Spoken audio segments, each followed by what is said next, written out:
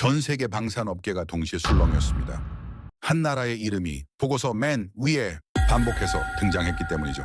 불과 70여 년 전 전쟁의 폐허 속에서 전투기 한 대조차 없던 나라. 그 하늘에는 언제나 남의 전투기만 날아다녔습니다. 그런데 지금 세계의 하늘이 그 나라의 전투기로 채워지고 있습니다. 가격도 성능도 개발 속도마저 상식을 벗어나 버렸죠. 이제 문제는 가능한가가 아니었습니다. 모두가 같은 질문을 던지기 시작했죠. 도대체 어떻게 여기까지 온 겁니까? 그 질문의 끝에서 한 분석가는 이상한 사실 하나를 발견합니다. 공식 기록에서 지워진 이름 하나, 그리고 설명 불가라는 단어. 이 전투기 뒤에는 기술보다 무거운 선택이 숨어 있었습니다. 칭찬이 아니라 경고를, 영광이 아니라 감옥을 각오해야 했던 선택 말입니다. 하지만 바로 그 선택 이후 세계는 그 나라를 다시 보기 시작했습니다. 당신은 조국을 위해 감옥에 갈 수 있습니까? 모든 걸 버릴 수 있습니까? 저는 못합니다. 솔직히 말하죠. 저는 그런 사람 아닙니다. 그런데 그 남자는 갔습니다. 스스로 걸어 들어갔죠. 그리고 그가 감옥에 있는 동안 한 나라가 하늘로 올라갔습니다. 저는 에이드리언 블랙우드, 나토 방산 분석가입니다. 25년간 전투기를 숫자로만 봐왔죠. 감정 따윈 없었습니다. 그런데 이 이야기 앞에서 저는 처음으로 무너졌습니다. 저는 영국 출신입니다. 나토 산하방산 자문 프로젝트와 서방 전투기 개발 평가에 25년을 바쳤죠. 전투기를 감정으로 보지 않습니다. 수치, 성능, 규정, 리스크. 그게 제 언어입니다. 솔직히 말씀드리죠. 저는 한국을 높게 보지 않았습니다. 엔진은 미국 것, 핵심 기술은 외주. 빠르지만 깊지 않은 나라. 그게 제가 알던 한국이었습니다. 그런데 2024년 3월 모든 게 뒤집혔습니다. 속보가 떴습니다. 한국산 전투기 수출 200대 돌파 임박. 총 계약 규모 30조 원. 나토 국가, 동남아, 중동까지 확산. 저는 커피잔을 내려놓았습니다. 한국이 200대라고요? 하하하 웃음이 나왔죠. 세계 방산 시장에서 그 숫자는 미국, 러시아, 프랑스의 영역입니다. 한국이 끼어들 자리가 아니었죠. 하지만 기사는 계속됐습니다. 인도네시아, 폴란드, 말레이시아, 나토 회원국까지 줄을 섰다는 겁니다. 단순히 싸서 산 게 아니었습니다. 저는 즉시 기술 사양서를 찾아봤죠. KF-21, 4.5세대 다목적 전투기, 최대 속도 마하 1.81, 작전 반경 2,900km, 무장 탑재량 7.7톤. 숫자만 보면 유럽 타이푼급입니다. 가격은 절반 이하죠. 이건 말이 안 됩니다. 방산에서 가격과 성능은 반비례합니다. 싸면 성능이 떨어지고 좋으면 비싸죠. 그런데 이 전투기는 그 공식을 완전히 깨버렸습니다. 저는 더 파고들었습니다. 레이더 시스템, AESA 방식, 서방 최신기와 동급이었죠. 무장 통합, 센서 퓨전, 전자전 장비. 하나하나 분석할수록 미간이 찌푸려졌습니다. 이건 저가 전투기가 아닙니다. 1950년 한국에는 전투기가 한 대도 없었습니다. 미군이 하늘을 대신 지켜야 했죠. 74년이 지났습니다. 그 나라가 세계의 전투기를 판다고요? 정상적인 방법으로는 불가능합니다. 저는 기술 문서를 뒤지기 시작했습니다. 개발 일지, 시험 비행 기록, 기술 이전 문서. 그리고 이상한 점을 발견했죠. 2015년부터 2019년 사이 개발 속도가 비정상적으로 빨라졌습니다. 원래 일정보다 2년이나 앞당겨졌죠. 방산 개발에서 일정 단축은 기적에 가깝습니다. 대부분 지연되거든요. 그런데 한국은 오히려 속도를 높였습니다. 어떻게 가능했습니까? 저는 기술 자문 기록을 확인했습니다. 그리고 한 줄에서 멈췄죠. 외부 자문 엔지니어 참여. 세부 내용은 규정상 설명 불가. 규정상 설명 불가라고요? 나토 동맹국끼리 기술 정보를 공유하지 못할 이유가 없습니다. 25년간 이 분야에서 일했는데 설명 불가라니요. 저는 더 깊이 팠습니다. 그리고 한 이름을 발견했죠. 여러 문서에서 반복 등장하는 인물. 하지만 공식 기록에는 거의 없었습니다. 누군가 의도적으로 지운 것처럼요. 막시몽. 한국계 미국인. 미국 방산 기업 30년 경력. 항공전자, 무장통합, 센서 퓨전 분야 핵심 인물. 서방에서도 손에 꼽히는 엔지니어였죠. 그런데 2011년 그는 갑자기 사라졌습니다. 커리어 정점에서 돌연사직. 실패도 스캔들도 없었습니다. 그냥 사라진 겁니다. 같은 해 한국 KFX 사업이 시작됐죠. 우연치고는 너무 정확했습니다. 그날 밤 저는 잠을 이루지 못했습니다. 만약 제 추측이 맞다면 이건 단순한 기술 이전이 아닙니다. 한 사람이 모든 걸 걸고 조국의 하늘을 바꾸려 한 겁니다. 그날까지 저는 몰랐습니다. 이 전투기 뒤에 한 사람이 감옥을 선택했다는 사실을요. 박시몽. 저는 그 이름을 파고들기 시작했습니다. 처음엔 단순한 호기심이었죠. 문서에서 반복 등장하는데 공식 기록엔 없는 인물. 분석가로서 당연히 궁금했습니다. 그런데 조사를 시작하자마자 이상한 느낌이 들었죠. 이 남자의 경력이 너무 완벽했습니다. 1981년 미국 방산 기업 입사. 항공전자시스템 개발팀 배치. 5년 만에 팀 리더. 10년 만에 수석 엔지니어. F-15, F-16, F-18 전투기 프로젝트에 모두 참여했죠.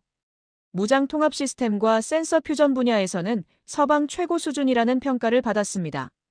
30년간 단 한 번의 실패도 없었습니다. 단 한 번의 문제도 없었죠. 저는 경계심이 들었습니다. 방산업계에서 30년간 흠없는 경력은 거의 불가능하거든요. 프로젝트 지연, 기술 분쟁, 예산 문제.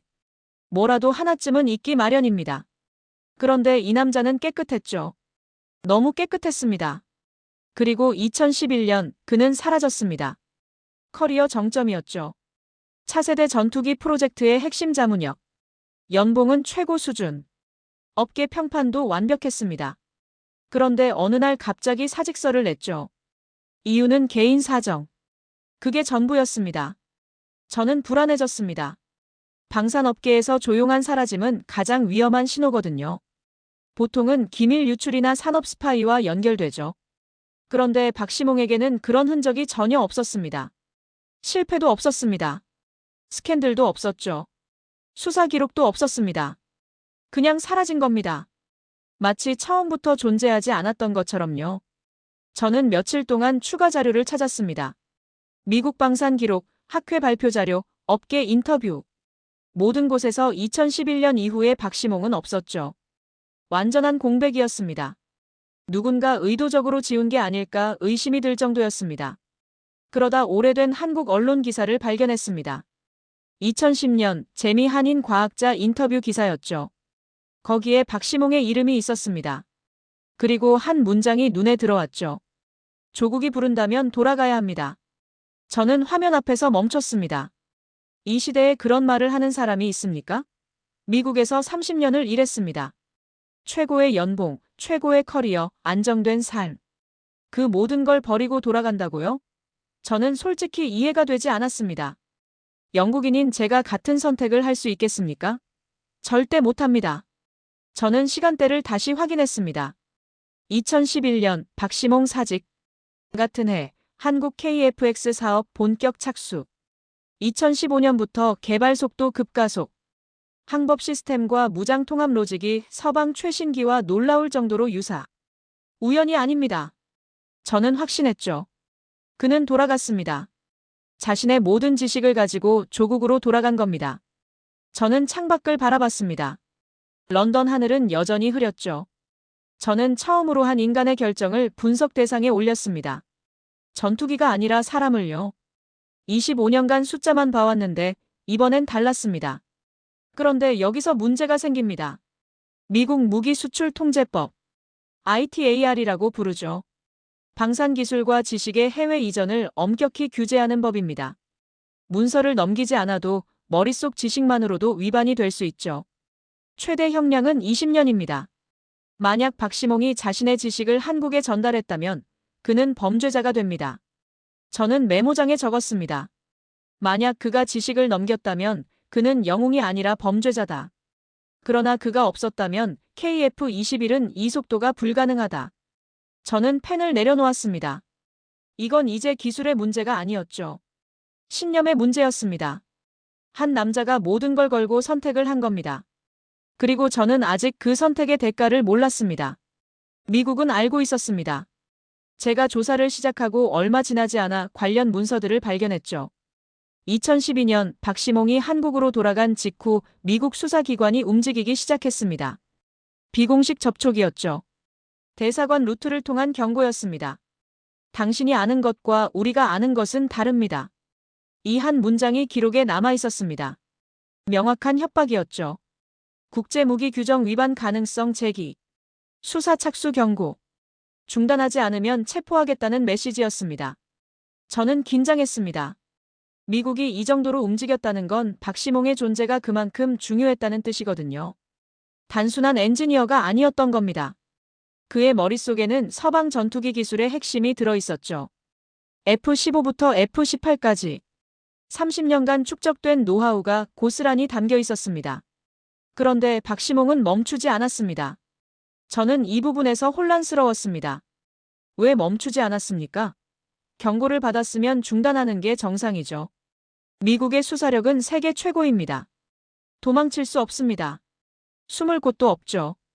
미국이 마음먹으면 어디서든 잡아낼 수 있습니다. 그런데 그는 계속했습니다. 마치 경고 따위는 들리지 않는다는 듯이요. 관련 기록을 더 찾아봤습니다. 그리고 박시몽의 논리를 이해하게 됐죠. 내 머릿속 지식은 나의 것이다. 이게 그의 입장이었습니다. 문서를 유출한 게 아닙니다. 기밀 자료를 넘긴 게 아니죠. 30년간 쌓아온 경험과 지식. 그건 회사 것이 아니라 자신의 것이라는 논리였습니다. 법적으로는 회색지대였죠. 명확한 문서 유출이 없으면 기소가 어렵습니다. 하지만 미국은 포기하지 않았죠. 집요하게 감시했습니다. 저는 한국 개발 현장의 기록도 찾아봤습니다.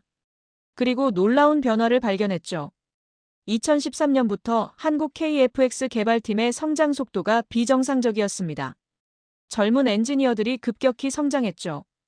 항법 시스템 테스트, 무장 통합 시험, 센서 퓨전 개발. 모든 분야에서 속도가 붙었습니다. 원래 일정보다 2년이나 앞당겨졌죠. 방산 개발 역사상 유례가 없는 속도였습니다. 이건 기적이 아닙니다. 누군가 가르친 겁니다. 저는 확신했습니다.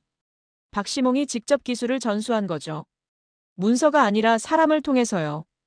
그는 젊은 엔지니어들에게 30년의 경험을 쏟아부었습니다. 무엇이 중요한지, 어디서 실수하는지, 어떻게 문제를 해결하는지. 그런 건 교과서에 없거든요. 오직 경험으로만 배울 수 있죠. 시행착오를 줄여주는 거죠. 10년 걸릴 실수를 미리 막아주는 겁니다. 저는 창밖을 바라봤습니다. 흐린 런던 하늘이었죠. 그리고 처음으로 내적 갈등을 느꼈습니다. 분석가로서 저는 냉정해야 합니다. 규정은 규정이죠. 박시몽이 한 일은 분명히 법적 위험이 있었습니다. 미국 입장에서 보면 배신이었죠. 동맹국의 기술 인력이 지식을 가지고 떠난 겁니다. 수십 년간 투자한 기술이 빠져나간 거죠. 그런데 인간으로서 저는 이해가 됐습니다. 규정을 지키면 한국은 다시 10년을 잃습니다. 어쩌면 20년일 수도 있죠. 자체 전투기 개발은 계속 실패하고 미국과 유럽에서 비싼 값에 사와야 합니다. 영원히 빌려 쓰는 하늘이죠. 자국 영공을 자국 전투기로 지키지 못하는 나라. 박시몽은 그걸 바꾸려 한 겁니다. 그는 기술을 넘긴 게 아닙니다. 시간을 단축시킨 거죠. 저는 메모장에 적었습니다. 규정을 지키는 것은 안전하지만 정의롭지는 않다. 이상한 문장이었습니다. 25년간 저는 규정을 신봉해왔거든요. 규정이 곧 정의라고 믿었죠. 그런데 이 사건 앞에서 그 믿음이 흔들렸습니다. 규정은 누구를 위한 겁니까? 강대국의 기술 독점을 유지하기 위한 장치 아닙니까? 경고는 보호가 아니라 통제였던 겁니다. 저는 고개를 저었습니다. 너무 깊이 들어가고 있었죠. 분석가는 판단하면 안 됩니다. 사실만 정리해야 합니다. 하지만 한 가지는 분명했습니다. 박시몽은 이미 알고 있었습니다. 이 길의 끝이 감옥일 수 있다는 것을요. 미국의 경고를 받고도 멈추지 않았다는 건 각오가 됐다는 뜻이죠. 그는 계산했습니다. 자신이 감옥에 가더라도 한국은 전투기를 완성할 수 있다고요. 저는 그날 처음으로 한 엔지니어가 국가의 시간을 짊어진 순간을 봤습니다. 그리고 그 대가가 무엇이었는지 곧 알게 됐죠. 2014년 여름, 마지막 경고가 떨어졌습니다. 미국 수사기관의 최종 통보였죠. 더 이상의 협상은 없었습니다. 타협도 없었죠. 단 하나의 메시지만 전달됐습니다. 지금 중단하지 않으면 체포한다. 저는 관련 문서를 읽으면서 숨이 막혔습니다. 이건 경고가 아니었죠. 선전포고였습니다. 미국은 더 이상 기다리지 않겠다는 뜻이었죠. 박시몽이 한국에서 무슨 일을 하는지 전부 파악하고 있었습니다. 누구를 만나는지, 어떤 회의에 참석하는지, 무슨 이야기를 하는지. 증거도 충분히 모았죠. 그물은 이미 좁혀지고 있었습니다. 그런데 박시몽의 반응이 이상했습니다. 변명이 없었습니다. 항의도 없었죠. 도망치려는 시도도 없었습니다. 그는 그냥 조용했습니다. 마치 이 순간을 기다렸다는 듯이요. 주변 사람들은 걱정했습니다. 왜 아무 대응도 안 하냐고요. 박시몽은 그냥 웃었다고 합니다. 저는 처음엔 이해가 안 됐습니다. 왜 도망치지 않습니까? 한국에 있으면 미국이 쉽게 손을 못 댑니다. 인도 절차가 복잡하거든요. 시간을 끌 수 있죠. 변호사를 구하고 언론에 알리고 여론전을 벌일 수도 있습니다. 그런데 그는 오히려 미국행 비행기를 예약했습니다. 스스로 돌아간 겁니다. 미쳤습니까? 저는 진심으로 그렇게 생각했습니다. 그리고 한 가지 기록을 발견했죠. 박시몽이 체포 직전 한국개발팀에 남긴 메시지였습니다. 내가 없어도 계속하라. 너희는 이미 할 수 있다. 저는 그 문장 앞에서 한참을 멈춰 있었습니다. 이게 무슨 뜻인지 이해하는 데 시간이 걸렸죠. 그는 이미 다 가르친 겁니다. 3년 동안 자신이 아는 모든 것을 전수했죠. 젊은 엔지니어들은 이제 혼자서도 할 수 있었습니다. 항법 시스템, 무장 통합, 센서 퓨전. 핵심 기술을 전부 익혔죠. 박시몽이 없어도 KF-21은 완성될 수 있었습니다. 그는 자신의 역할이 끝났다는 걸 알았던 겁니다. 체포는 우발이 아니었습니다. 계산된 결과였죠. 저는 그제야 깨달았습니다. 박시몽은 처음부터 이 시나리오를 예상했던 겁니다. 미국의 경고를 받았을 때 이미 계산이 끝났죠. 자신이 감옥에 가더라도 한국은 전투기를 완성한다. 그게 그의 결론이었습니다. 그래서 서두른 거죠. 시간이 없다는 걸 알았으니까요. 그는 도망치지 않았습니다. 시간을 남긴 거죠. 2014년 9월의 어느 새벽이었습니다. 기록에 따르면 새벽 5시였죠. 문을 두드리는 소리가 울렸습니다. FBI였습니다. 영장을 들고 왔죠. 검은 양복을 입은 요원들이 문 앞에 줄지어 서 있었습니다. 박시몽은 저항하지 않았습니다. 조용히 문을 열었죠. 수갑이 채워졌습니다. 차가운 금속이 손목을 감쌌죠. 혐의는 무기수출통제법 위반, ITAR 위반, 최대 20년형이 가능한 중범죄였습니다. 인생이 끝날 수도 있는 형량이었죠. 그런데 목격자 진술에 따르면 박시몽은 놀라지 않았다고 합니다. 표정 변화가 없었죠. 당황하지도 않았습니다. 분노하지도 않았죠. 그냥 담담했습니다. 마치 오래전부터 이 장면을 준비해온 사람처럼요. 요원들이 오히려 당황했다고 합니다. 보통 체포 현장에서는 항의하거나 울거나 변명하거든요. 박시몽은 아무것도 하지 않았습니다. 저는 그 기록을 읽으면서 소름이 돋았습니다. 이건 체포가 아니었습니다. 예정된 장면이었죠. 박시몽은 이미 마음속에서 이 순간을 수없이 통과했던 겁니다. 수갑이 채워지는 순간, FBI 차량에 오르는 순간, 구치소 철문이 닫히는 순간. 그는 미리 다 겪어본 거죠. 그래서 흔들리지 않았던 겁니다. 수갑은 그의 손목을 묶었습니다. 하지만 그의 결정은 묶지 못했죠. 저는 창밖을 바라봤습니다. 런던의 새벽이었죠. 저는 25년간 수많은 방산 스캔들을 봐왔습니다. 기밀 유출, 산업 스파이, 부정거래. 그런데 이건 달랐습니다. 이건 범죄 같지 않았죠. 한 남자가 조국을 위해 자신의 자유를 내놓은 겁니다. 계산된 희생이었죠. 저는 그 순간을 뭐라고 불러야 할지 몰랐습니다. 저는 그때까지 국가보다 먼저 각오를 본 적이 없었습니다. 그리고 이제 재판이 시작될 차례였죠. 재판이 시작됐습니다. 2015년 봄, 워싱턴 연방법원이었죠. 저는 직접 방청할 수 없었지만 모든 기록을 입수했습니다. 공판 기록, 증인 진술, 검찰 논고문. 한 장 한 장 읽어나갔죠. 그리고 이상한 감정에 빠졌습니다. 분노였습니다. 검찰의 주장은 명확했죠. 매신, 기밀 이전, 동맹 파괴. 세 가지 프레임이었습니다. 박시몽은 미국의 신뢰를 저버렸다. 30년간 쌓은 기밀 지식을 외국에 넘겼다. 미국의 기술적 우위를 훼손했다. 검찰은 최대 20년형을 요구했습니다. 저는 검찰 논고문을 읽으면서 이를 악물었습니다. 배신자라고요? 그가 누구를 배신했습니까? 미국 시민권자가 아니었습니다. 한국인이었죠. 한국 국적을 포기한 적 없었습니다. 그가 조국을 도운 게 배신입니까? 저는 영국인이지만 이건 납득이 안 됐습니다. 하지만 법은 질문하지 않습니다. 적용할 뿐이죠. 박시몽의 진술 차례가 됐습니다. 변호사가 아니라 본인이 직접 증언석에 섰죠. 법정이 조용해졌습니다. 모두가 그의 입을 주목했죠. 저는 문서를 유출한 적 없습니다. 첫 문장이었습니다. 담담한 목소리였죠. 기밀 자료를 넘긴 적 없습니다. 설계도를 복사한 적 없습니다. 데이터를 빼돌린 적 없습니다. 그는 하나하나 부인했습니다. 그리고 핵심 주장을 펼쳤죠. 제 머릿속 지식은 제 것입니다. 법정이 술렁였습니다. 검찰이 반박했죠. 회사에서 습득한 지식은 회사의 자산이라고요. 하지만 박시몽은 흔들리지 않았습니다. 30년간 밤을 새우고 실패하고 다시 도전한 건 저입니다. 그 경험은 서류에 적혀 있지 않습니다. 제 몸에 새겨진 거죠. 그걸 누가 소유할 수 있습니까? 저는 그 논리에 반박하기 어려웠습니다. 솔직히 말하죠. 저도 25년간 쌓아온 노하우가 있습니다. 그게 나토의 것입니까? 영국 정부의 것입니까? 아닙니다. 제 것이죠. 검찰은 다른 각도로 공격했습니다. 한국은 동맹국이지만 기술 이전 대상국은 아닙니다. 규정 위반입니다.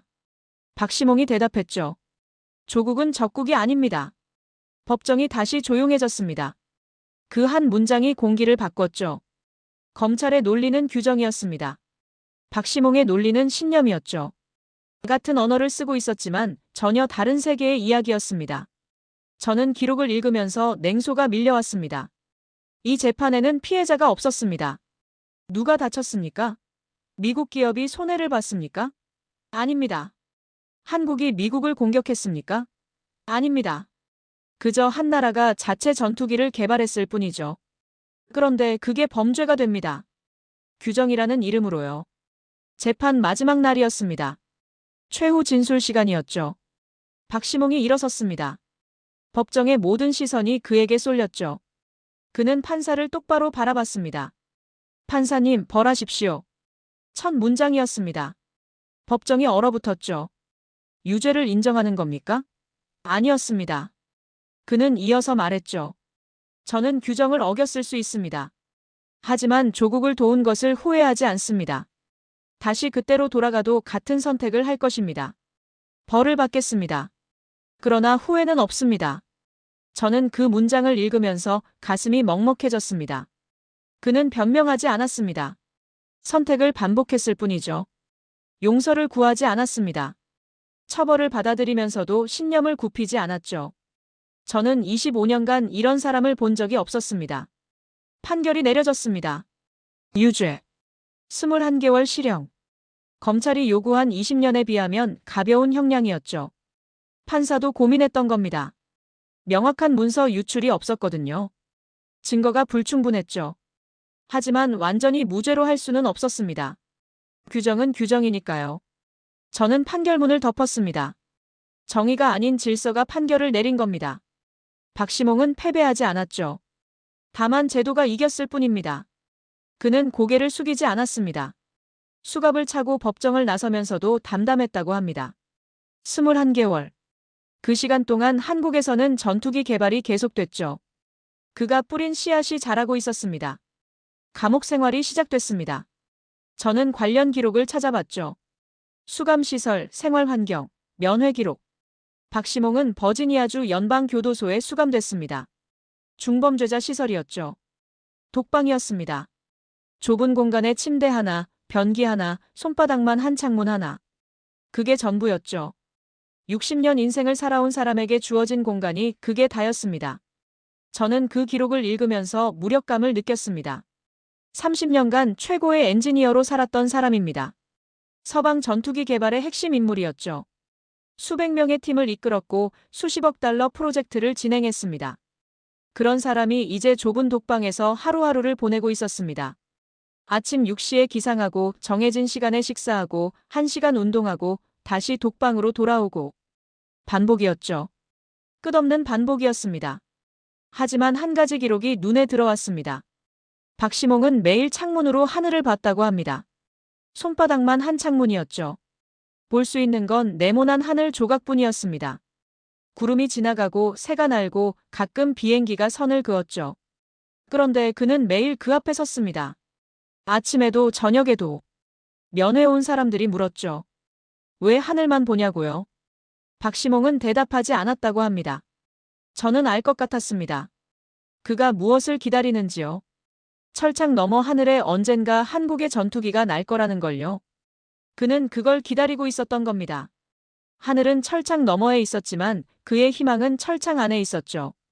저는 내면의 갈등에 빠졌습니다. 공식적으로 박시몽은 범죄자였습니다. 법원이 유죄를 선고했죠.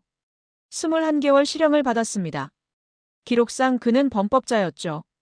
하지만 저는 납득이 안 됐습니다. 그를 범죄자로 규정하면 결과를 설명할 수 없거든요. KF-21이 왜 그렇게 빨리 개발됐습니까? 왜 서방 최신기와 동급의 성능을 갖췄습니까? 왜 나토 국가들이 줄을 서서 사겠다고 합니까? 범죄자의 기술로 만든 전투기를요? 말이 안 되죠. 저는 분노가 밀려왔습니다. 규정이라는 게 뭡니까? 강대국이 기술을 독점하기 위한 장치 아닙니까? 후발 국가가 성장하면 안 된다는 규칙 아닙니까? 저는 영국인이지만 이건 불공평하다고 느꼈습니다. 정의가 아니었죠. 그리고 한국에서 소식이 왔습니다. 면회 기록에 따르면 박시몽에게 편지가 도착했죠. 한국 개발팀에서 보낸 편지였습니다. KF-21 시제기 출고. 지상 테스트 진행 중. 모든 항목 정상. 짧은 문장들이었지만 그 의미는 거대했습니다. 저는 그 기록을 읽으면서 희망을 느꼈습니다. 개발이 멈추지 않았던 겁니다. 박시몽이 없어도 젊은 엔지니어들이 계속하고 있었죠. 밤을 새우고 문제를 해결하고 앞으로 나아가고 있었습니다. 그가 3년간 가르친 것들이 빛을 발하고 있었죠. 씨앗이 자라고 있었던 겁니다. 그리고 2021년 결정적인 날이 왔습니다. 교도소 휴게실 TV였습니다. 뉴스가 흘러나왔죠. 한국 자체 개발 전투기 KF-21 첫 비행 성공. 화면에 전투기가 보였습니다. 은빛 기체가 활주로를 달리고 있었죠. 엔진 소리가 커졌습니다. 속도가 붙었습니다. 기수가 올라갔죠. 그리고 이륙했습니다. 푸른 하늘로 솟아올랐습니다. 면회 기록에 따르면 박시몽은 그 순간 주먹을 쥐었다고 합니다. 소리 없이 주먹을 쥐었죠. 얼굴에는 아무 표정이 없었습니다. 하지만 손은 떨리고 있었다고 합니다. 눈가가 젖어 있었다는 기록도 있었죠. 그는 그 화면을 뚫어지게 바라봤습니다. 자신이 뿌린 씨앗이 하늘로 올라가는 순간이었습니다. 저는 그 기록을 읽으면서 전율을 느꼈습니다. 그 감방은 좁았습니다. 하지만 그의 선택은 거대했죠. 전투기는 이륙했고 그의 선택은 착륙하지 않았습니다. 하늘로 올라갔죠. 계속 올라갔습니다. 저는 그날 확신했습니다. 이 감옥은 끝이 아니라 증거였습니다. 한 남자의 희생이 헛되지 않았다는 증거요. 정의가 결과로 증명되는 장면을 본 거죠. 법원은 그를 범죄자라고 했습니다. 하지만 하늘은 그를 증명했죠. 21개월의 시간이 흐르고 있었습니다. 그리고 그 시간이 끝나갈 무렵 저는 더 큰 장면을 보게 됐죠. 2022년 6월 박시몽이 출소했습니다. 21개월 만에 자유였죠. 저는 관련 기록과 영상을 입수했습니다. 교도소 정문이 열리는 장면이었죠. 박시몽이 천천히 걸어 나왔습니다.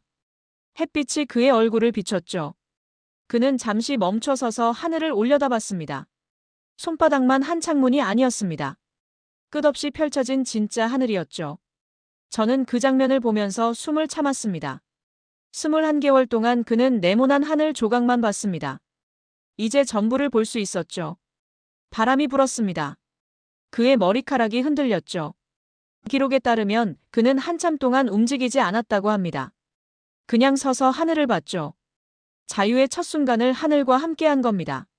그런데 박시몽의 선택이 이상했습니다. 보통 출소하면 집으로 갑니다. 가족을 만나고 쉬고 일상을 회복하죠. 그런데 박시몽은 달랐습니다. 출소 사흘 만에 비행기를 탔죠. 목적지는 한국이었습니다. 휴식이 아니라 귀국을 선택한 겁니다. 자유는 문이 아니라 방향이었던 거죠. 인천공항 도착 기록을 찾아봤습니다. 2022년 6월 말이었죠. 입국장에 한 노인이 서 있었습니다. 박시몽의 아버지였죠. 90세가 넘은 노인이었습니다. 휠체어에 앉아 있었죠.